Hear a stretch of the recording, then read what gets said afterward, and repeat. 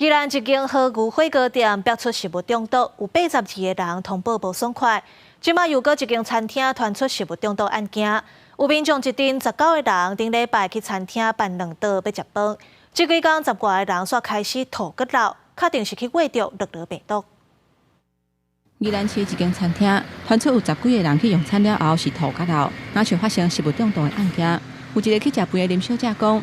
23因规家伙拢总19个人，伫这间餐厅叫2桌，想袂到食了煞出现症状，病医嘛证实是去喂着 noro 病毒。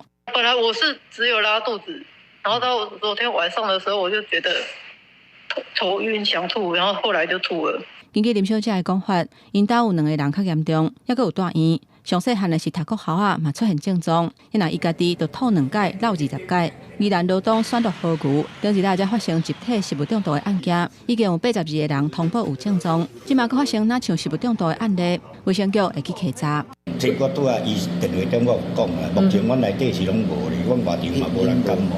餐厅的头家讲，迄一暗拢总办12桌，有120个人客来遮食饭，除了其中的2桌。其他的人客甲员工拢无反映身体有各样，伊会记得迄一天有症状的这组人客，因并无食青的物件，不过对菜色是有反映讲食落较袂惯势，后续会配合卫生局的稽查。他现在都是有的话，几乎都是说是诺罗病毒嘛。那你这个也是防不胜防。当然这个是消费者第一个会去选择的，那看一下他的环境这样子。所以还是要呼吁大家，对于健康的人，我们还是要注意卫生的习惯。诺罗病毒是没有办法被酒精杀死的。最近是诺罗病毒流行的季节，民众若出门食饭拢会真烦恼。卫生局提醒民众，诺罗病毒是真高胃团，酒精无法度消灭，呼吁民众都爱常洗手。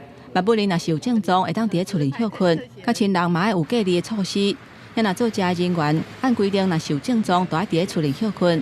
等症状解除48点钟了后，才会当重新搁倒去上班。公视新闻宜兰报道。